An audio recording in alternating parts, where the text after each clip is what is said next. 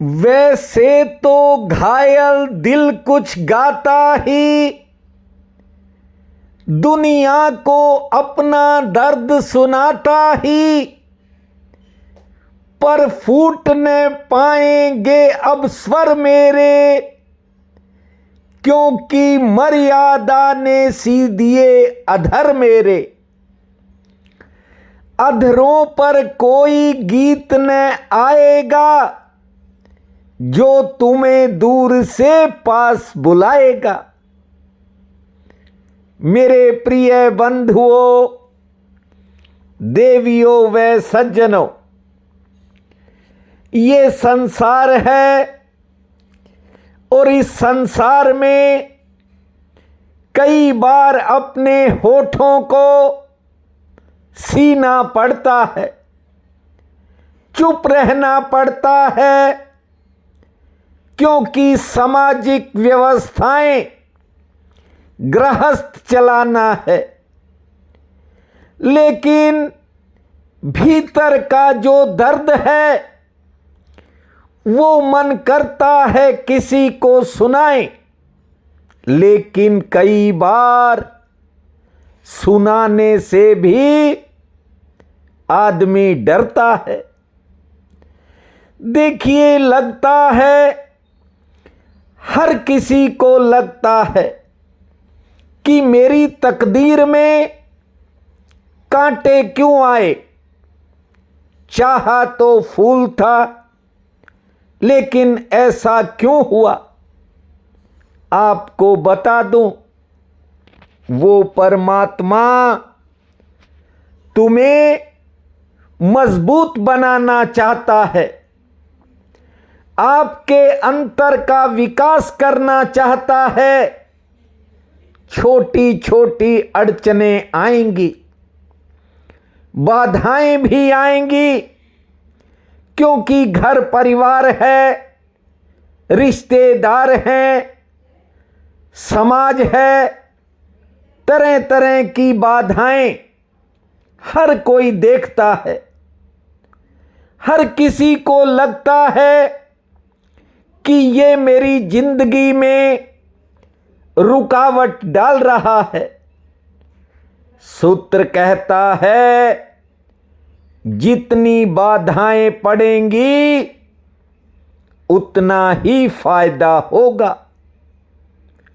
ये जो कामों में देर हो रही है, जिसकी चिंता नित्य तुम्हें सताती है, वो भी बहुत जरूरी है। सूत्र कहता है, ताकि तुम परिपक्व हो जाओ, यानी कि तब तक तुम पक जाओ। वो घड़ी आएगी, ये छोटी मोटी बाधाएं आपके लक्ष्य में रुकावट नहीं डाल सकती। बस कहीं आपने समझना है तो एक ही बात को याद रखना, किसी भी बात के कारण भीतर अहंकार जागना नहीं चाहिए। आज एक बच्ची का फोन आया था, कह रही थी, बड़ा ध्यान भजन करती हूं, व्रत भी रखती हूं, लेकिन मन में बेचैनी नहीं हटती। मैं तो परमात्मा को पाना चाहती हूं। देखिए, अड़चन यही है, कोई धन पाना चाहता है, कोई पद पाना चाहता है। बच्ची कह रही है कि मैं परमात्मा को पाना चाहती हूं। जिसके पास धन है, जिनके पास बड़े बड़े पद हैं, उन्हें भी देख लेना, लोग हराना चाहते हैं। ये क्षुद्र सांसारिक जीव हैं। आप उस परमात्मा के बंदे हो। छोटी मोटी चीजों की तलाश में नहीं पड़ना है। ये सब प्राप्तियां अहंकार के सूक्ष्म रास्ते हैं। आप टिके हुए हो, इसलिए आपसे कहता हूं, जहां चाह है वहां अहंकार है। परमात्मा को चाहा नहीं जाता, परमात्मा को पाया जरूर जाता है। और परमात्मा को पाने की शर्त यही है कि चाह नहीं होनी चाहिए। किसी भी तरह की चाह भीतर नहीं रहनी चाहिए, ना धन की, ना पद की, ना परमात्मा की। चाह तो होनी ही नहीं चाहिए। जहां सब चाहें गिर जाती हैं, वहां परमात्मा का आगमन होता है। परमात्मा जरूर मिलता है, लेकिन उन्हें मिलता है जिनके चित्त में कोई चाह नहीं रहती। वो बच्ची ये भी कह रही थी कि मैं आपके द्वारा बताए सभी उपाय भी करती हूं, नित्य नियम करती हूं। मैंने उससे भी कहा कि ये तो रास्ते हैं, जब मंजिल तक व्यक्ति पहुंचता है तो सब कुछ छूट जाता है। ऐसा मैंने प्रत्यक्ष में देखा है। देखिए, जीवन की ये जो एनर्जी है, जिसे जीवन ऊर्जा कहते हैं, उसका एक नियम है। वो तब जागती है जब वो बेसहारा होती है। ठीक से समझना, सुबह उठते हो तरोताजा होते हो, शाम होते होते हर किसी की एनर्जी कमजोर पड़ने लगती है, और परमात्मा फिर रात को नई ऊर्जा से भर देता है। लेकिन ये शारीरिक व्यवस्था को समझिए। देखिए, यदि कोई चलना बंद कर देगा तो फिर वो थोड़ा भी चलेगा तो सांस फूलेगा, क्योंकि धीरे धीरे पैरों की ऊर्जा समाप्त हो जाएगी। अगर हम हाथों से काम करना बंद कर दें, कई बार मुझे लोग कहते हैं कि अब लिखने की आदत नहीं रही, लिखते हैं तो अंगुलियां दुखती हैं, क्योंकि ये आदत चली गई कंप्यूटर के कारण। इंटरनेट का समय आ गया। अब देखिए, जब अंगुलियों ने काम करना छोड़ दिया और साल 2 साल बाद आप 2-4 पेज लिखोगे तो निश्चय ही आपको फर्क पड़ेगा। आपको लगेगा कि ये क्या हो गया। यदि कोई 2-3 साल आंखें बंद करके बैठा रहे, जानते हो, आंख की शक्ति भी भीतर जाकर सो जाएगी, क्योंकि उसकी कोई जरूरत ही नहीं रही। और हम 4-6 साल बोलना बंद कर दें तो ये बोलना भी खो सकता है। बोलने की ताकत वापिस सो जाएगी। जीवन शक्ति का एक नियम है, बात को ठीक से समझ लो। हम जिस शक्ति का उपयोग करते हैं, जिस शक्ति को चुनौती देते हैं, वो शक्ति सक्रिय हो जाती है, जाग जाती है। और जिस शक्ति को हम चुनौती देना बंद कर देते हैं, कहने का मतलब उसका उपयोग बंद कर देते हैं, वो सो जाती है। यहां लोगों ने दूसरों के ज्ञान पर ज्यादा भरोसा कर लिया। इसी कारण उनके खुद का ज्ञान सोया पड़ा है, उसके जागने की कोई जरूरत ही नहीं पड़ती। या यूं कहूं, ज्यादातर लोगों की जीवन ऊर्जा सोई ही रह जाती है। कारण एक ही है, कोई दूसरा कारण नहीं है। कारण यह है कि लोग पता नहीं कहां से क्या क्या सुन लेते हैं और क्या क्या उसका अर्थ निकालते हैं। ध्यान से समझिए। पहली बात, दूसरों के ज्ञान से खाली हो जाएं। यदि आपको लग रहा है कि मैं कोई ज्ञान बांट रहा हूं, आज ही झाड़ देना। याद रखो मेरी बात को, इन सूत्रों को समझो। आपके जीवन में एक ऐसी शांति आएगी क्योंकि आपके भीतर जो खुद का ज्ञान है उसके स्रोत जागने लगेंगे। छोड़ो बेकार की बातों को, ध्यान से समझिए।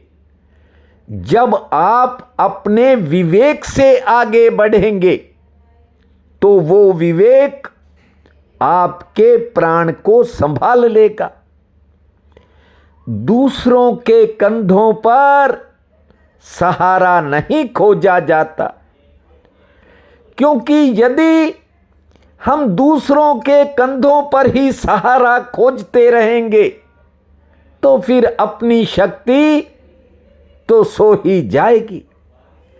यहां अधिकांश लोग, ज्यादातर लोग ज्ञान के लिए सहारा ढूंढते हैं और इसीलिए ज्ञान कभी जाग नहीं पाता। ध्यान से सुनो, ज्ञान के लिए बेसहारा हो जाना जरूरी है। बेसहारा से मेरा मतलब है कि अज्ञान की स्थिति। जो व्यक्ति ये समझ लेता है कि मुझे कुछ नहीं पता, बस वो आगे बढ़ जाता है। और ये जो ज्यादा ज्ञानी हैं, जानते हो, इनका जीवन भी दुविधा में है। आप इनसे दूर हो, इसलिए आपको बात ठीक से समझ में नहीं आती।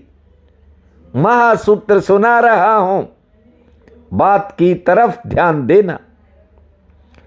व्यक्ति के जीवन में चंचलता बहुत है। एक चीज से दूसरी, दूसरी से तीसरी, ये मन है, ये बदलता ही चला जाता है। और कुछ लोग ऐसे हैं जो एकाग्र हो गए हैं। वे जानते हो, उनका मन एक जगह रुक गया है। लेकिन दोनों हालात में कुछ नहीं फर्क है। चंचलता में बदलती चीजें होती हैं और एकाग्रता में ठहरी चीजें होती हैं, लेकिन विषय दोनों में है। आज वो बच्ची ध्यान पूछ रही थी कैसे करूं। मैंने उससे कहा, ध्यान का अर्थ है जहां कोई चाह नहीं, जहां कोई विषय नहीं। चंचलता में विषय बदलते हैं, एकाग्रता में विषय एक रह जाता है, लेकिन वो परमात्मा आपकी चेतना से जुड़ा है। और जिस दिन आप भीतर से उसके साथ जुड़े, फिर केवल चेतना रह जाएगी। और जिसकी चेतना जाग जाती है, सही मायने में ये जीवन उसी का होता है। आज श्रावण शुक्ल पक्ष की नवमी है, बहुत बड़ा पुण्य काल रहेगा। उठते ही धरती माँ को प्रणाम करना, 9 बार लंबी श्वास छोड़ना और 23 बार ताली बजाना। 5 मिनट शांत बैठने के बाद खुले आसमान को निहारना, सूर्य नारायण माँ तुलसी को जल अर्पित करना, भगवती का स्मरण करके अपने दिन के कामों की शुरुआत करना। 2 रोटी पुण्य में लगाना, संध्या के समय माँ दुर्गा के चरणों में एक ज्योत जलाना। जय जय जननी, जय माँ भूमा, इस महामंत्र को जपना, समय आपका मंगलमय रहेगा। प्रिय बंधुओं व मातृदेवी शक्तियों, आज 21 अगस्त दिन शुक्रवार है। आप सबको मेरा नमस्कार है। आज का राशिफल इस प्रकार है। मेष, आमदन के लिए समय सामान्य रहेगा। कार्यक्षेत्र से जुड़ा कोई मसला हल होने के संकेत है। नौकरी पेशा लोगों पर थोड़ा काम का दबाव रहेगा। सेहत आपकी ठीक रहेगी। वृषभ, आमदन के लिए दिन मध्यम श्रेणी का है। कोई पुरानी चिंता भी मन में उतार चढ़ाव करेगी। शिक्षा, जमीन और कानून से जुड़े कामों में आज सफलता प्राप्त होगी। दोपहर बाद समय बदल जाएगा। मिथुन, कारोबारी सितारे ठीक हैं। सेहत पक्ष लगभग ठीक रहेगा। दूसरों का कोई काम आपके निजी काम को प्रभावित कर सकता है, ध्यान रखें। किसी के प्रति मन में थोड़े नकारात्मक विचार आ सकते हैं। कर्क, आज पुराने मित्रों से मिलन का संकेत है। जरूरी काम में प्रतीक्षा करनी पड़ेगी। आमदन हेतु सितारे पक्ष में रहेंगे। सेहत पक्ष थोड़ा नरम है। कोई काम बनने से मनोबल बढ़ सकता है। सिंह, आज अचानक कार्यक्षेत्र के अंदर किसी काम में देरी हो सकती है। कोई कठिनाई भी सामने आ सकती है, लेकिन आज किसी पुराने मसले का हल निकलेगा। दोपहर बाद पुरानी समस्या भी हल हो सकती है। अचानक कोई फायदा मिलने के भी योग हैं। कन्या, किसी कारण मन में कोई नया विचार आएगा। कहीं जाने का मन करेगा। सामाजिक काम में समय लग सकता है। अपनों से मिलन होगा।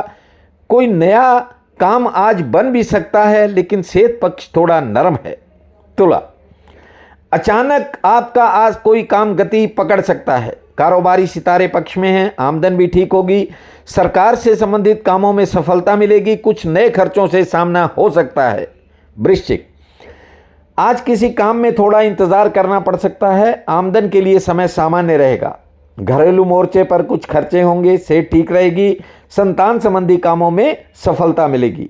धनु, आज कोई पुरानी उलझन दूर होने के संकेत हैं। कोई निजी चिंता जरूर मन में थोड़ा उतार चढ़ाव रख सकती है। रुका हुआ काम बन सकता है। आज किसी करीबी के साथ थोड़ा मतभेद भी हो सकता है। सेहत पक्ष मजबूत है। कोई अच्छा समाचार मिलने के भी संकेत हैं।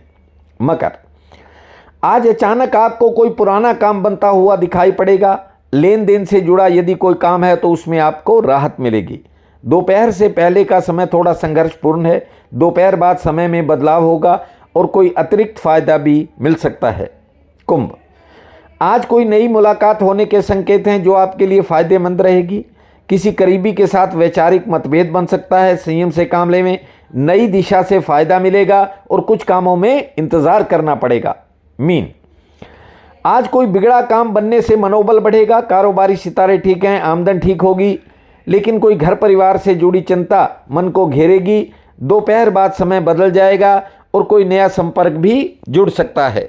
आज का ये दिन आप सबके लिए अति शुभ फलदायी हो, यही मेरी कामना है। आप सबका बहुत बहुत धन्यवाद।